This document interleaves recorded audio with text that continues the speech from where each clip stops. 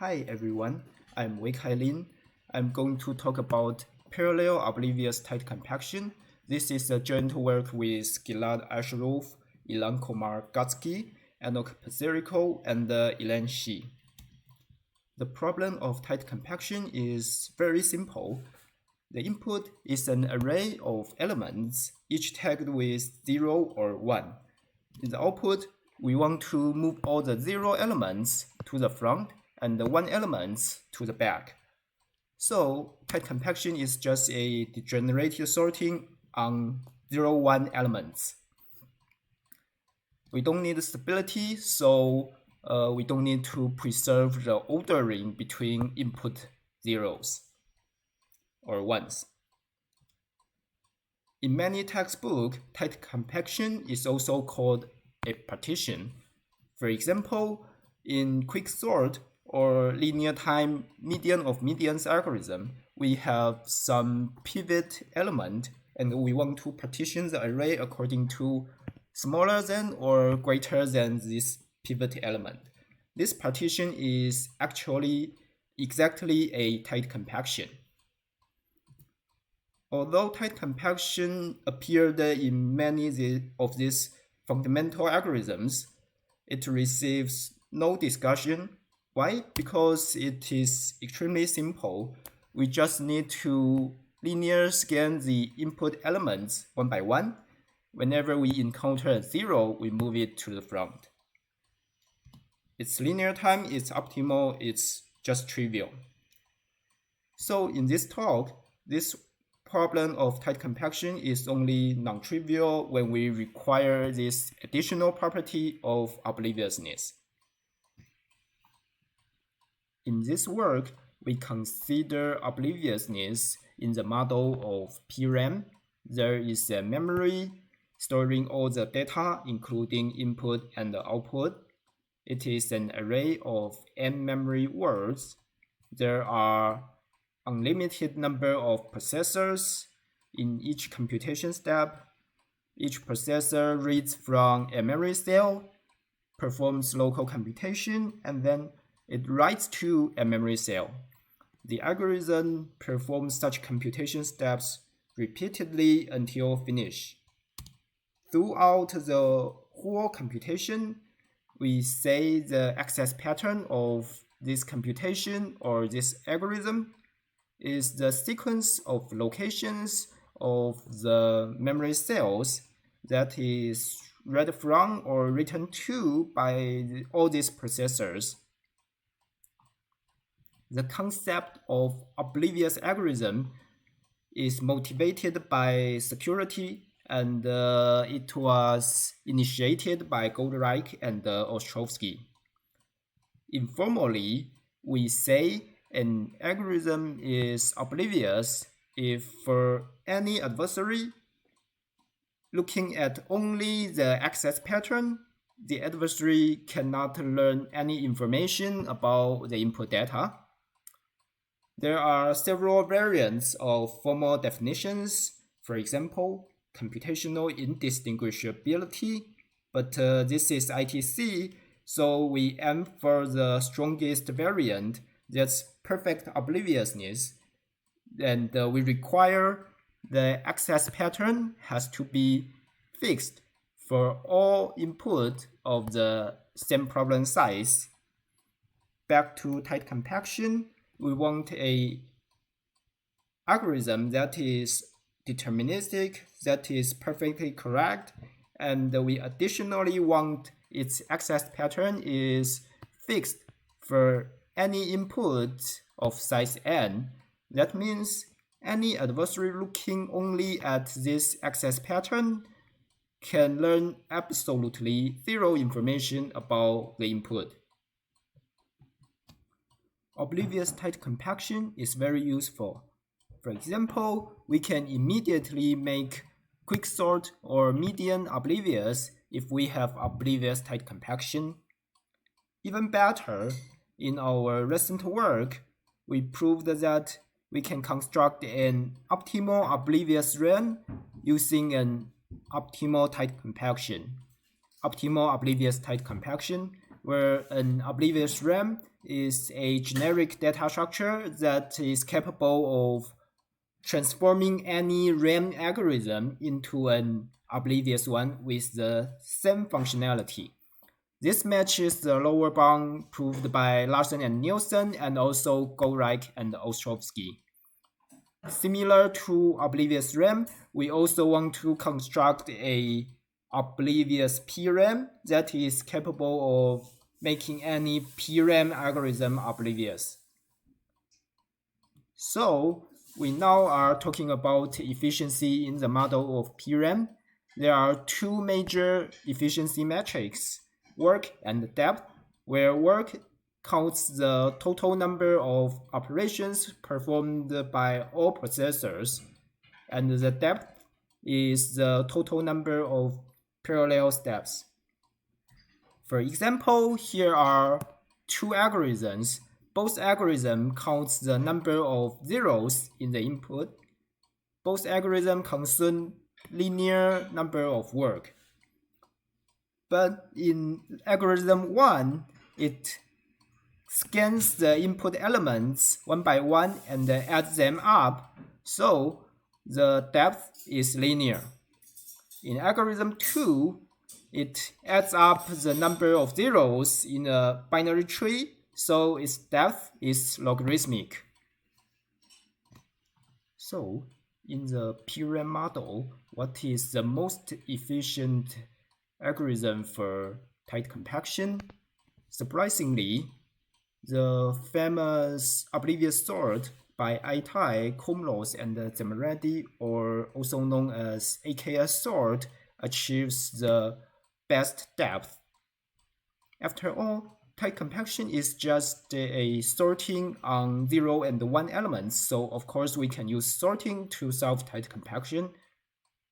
And because there is a matching lower bound proved by Dwork et al., so this logarithmic depth is indeed optimal in the exclusive right model of PRAM. However, this algorithm is after all a sorting algorithm, so the work is n log n, but this is too much for tight compaction. In our previous work, we improved the work to linear in n, but our depth was also linear. That's very bad compared to AKS sort, because even there are many parallel processors, our algorithm did not speed up. So a natural open question is that can we have the best and optimal in both work and depth? In this work, we answered this question. We constructed a deterministic algorithm, solves perfectly and correctly tight compaction, achieves perfect obliviousness, and it consumes optimal work and depth in the model of PRAM. The resulting tight compaction is a very useful building block. With it, we can make other fundamental algorithms oblivious and also parallel. In our ongoing work, we want to construct an optimal oblivious parallel RAM. There are many other algorithms and many other challenges to make it parallel, but this building block of tight compaction is very useful, and it helps a lot in our ongoing work.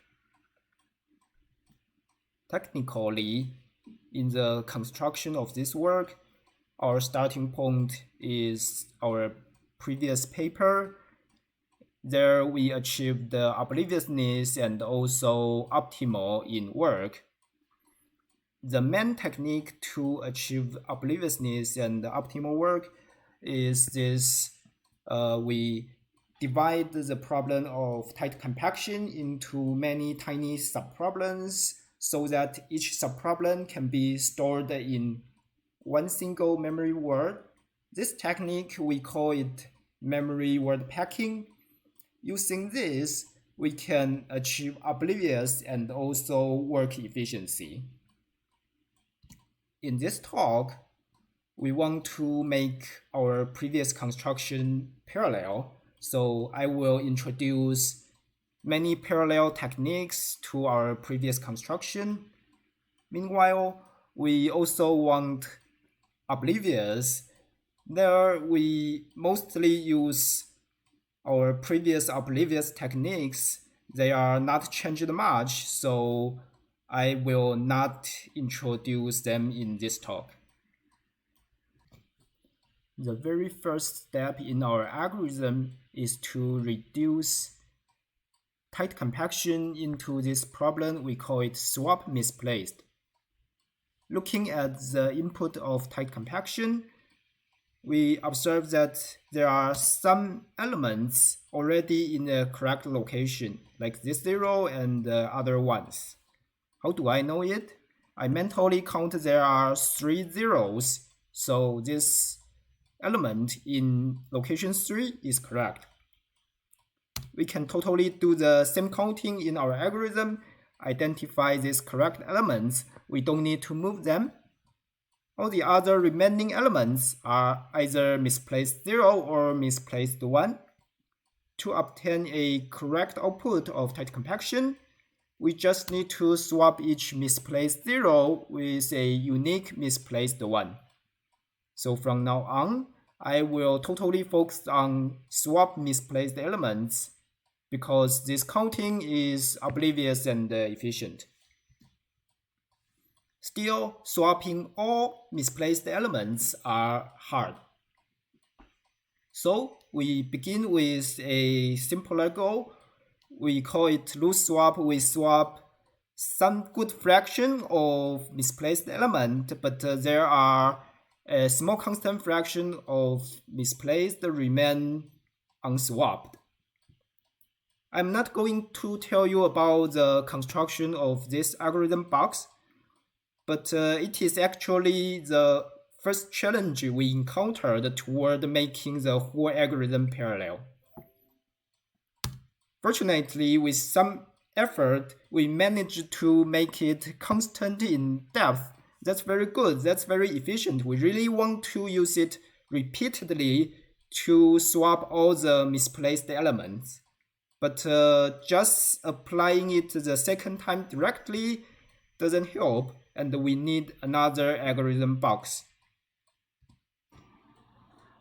To use loose swap repeatedly, our intuition is to compress down the size of the array, throwing away these don't move elements and keeping all these remaining misplaced elements, so that the density of these misplaced elements increases, and we can again use loose swap to swap more misplaced elements. Our second algorithm, we call it loose compact, achieves exactly this functionality. The input is a small constant fraction of misplaced, and the output is a shorter array containing all these misplaced in the input. I promise I will show you the construction, but allow me briefly show how to achieve correctness of our goal, swapping all the misplaced elements. So again, we begin with a loose swap, swapping a majority of misplaced elements, and then we apply a loose compact, compress down the array size. So we are ready to apply our second loose swap, swap some more misplaced element, and then again loose compact recursively. When the problem size recurses down to constant in array size, all the misplaced elements are swapped. That's very good, but we want to swap these misplaced elements in the original input array, but not this compressed array. To do so, we adopt the mirror of this loose compact that reverses the compression and restores the corresponding location of swapped elements so that we obtain a correctly swapped elements. There, all the misplaced elements are swapped correctly. Now we have a correct algorithm that swaps all the misplaced elements. To see the efficiency, we now go into the construction of loose compact as I promised. The algorithm was first described by Pippenger. It instantiates a constant degree bipartite expander. If you are not familiar with it, just imagine it's a random bipartite graph. The algorithm put all the input of loose compact on the left side, and very roughly, the algorithm proceeds in rounds. In every round, all the misplaced element on the left tries to move itself towards the right. Some misplaced element may collide on the right and failed, and they stayed on the left and enter the next round. The main theorem proved by Pippenger is that in every round, at least half of the misplaced on the left will be moved to the right. Using this theorem, this algorithm terminates in log n rounds, and the number of rounds translates to the depth. So that is a correct loose compaction that compress down all the misplaced element from left to the right. I omitted many details like the obliviousness in this algorithm. Back to our correct construction, we now know that each loose compact consumes log n in depth, and the loose swap consumes constant depth. In this recursion, we go from n down to constant, so there are log n number of these loose compact boxes. The total depth is log square n, which is significantly improved from our previous result, linear in n. In this picture, there is a simple improvement. We can stop this recursion early when problem size is shrinked by a log factor in n. We then apply AKS sorting to swap these remaining misplaced items. The work is linear in original problem size because it is applied on a small array, and the depth is single log n because we applied only once. This recursion goes from n to n over log n, so there are only log n number of loose compaction boxes, and the depth is improved to log n times log n. It's very close to optimal, and all we want to do is get rid of this log factor. It remains to get a log n depth algorithm. I will explain it in an extremely high level. The main challenge here is this loose compact. It is very expensive. Just one instance consumes already log n depth, and we have many instances of them. Our strategy is to use two passes. In the first pass, we go for parallel. We totally replace this expensive loose compact with a weaker variant. It runs in lower depth, but it leaves out some of its input elements that's not compressed. That is, there are some sparse number of misplaced elements in the input not compressed to the output. So these not compressed elements will not be swapped throughout the process. So this first pass will finish in log n depth, and it will leave out a sparse number of remaining misplaced elements. We will fix or swap this sparse number of remaining misplaced elements in our second round, our second pass. In our first pass, this algorithm of weak loose compact is really similar to the original loose compact. In the original loose compact, we apply this algorithm for log rounds. In weak loose compact, we just stop early and apply this algorithm only for log n rounds. Using Pippinger's theorem, almost all of the input misplaced elements will be compressed down to the output, except for a 1 over poly log n infraction. They are not compressed, but our algorithm finishes in log n depth.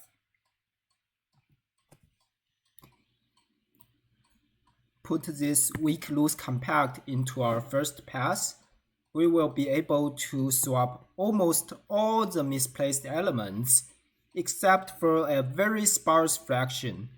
That is, a 1 over polylog fraction of elements remain misplaced after the first pass. We will feed these very sparse misplaced elements into our second pass. I don't have time to go into the construction of our second pass, but the main point is here. The input is really sparse so that all the possible locations this sparse input can land on is still a very small set. That means in the second loose compact, it can totally work on this very small set of all possible locations.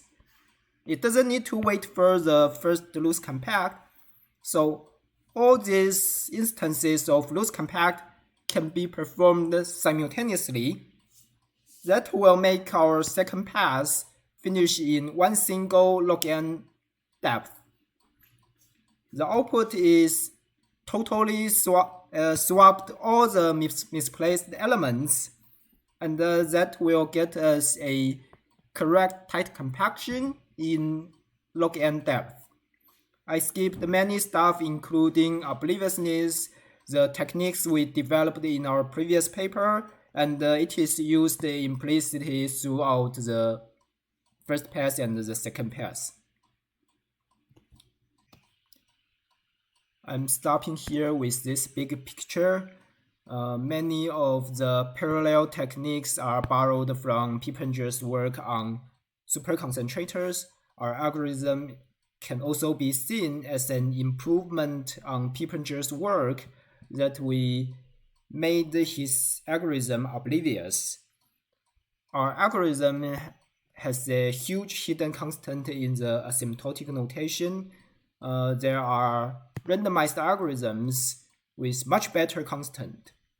But this randomized algorithm has a tiny probability to fail in either correctness or obliviousness. And finally, to make other algorithms oblivious and also parallel, there are many other challenges, like our ongoing work on oblivious PRAM. Thank you for your attention. Please read our full paper and drop us emails. Bye.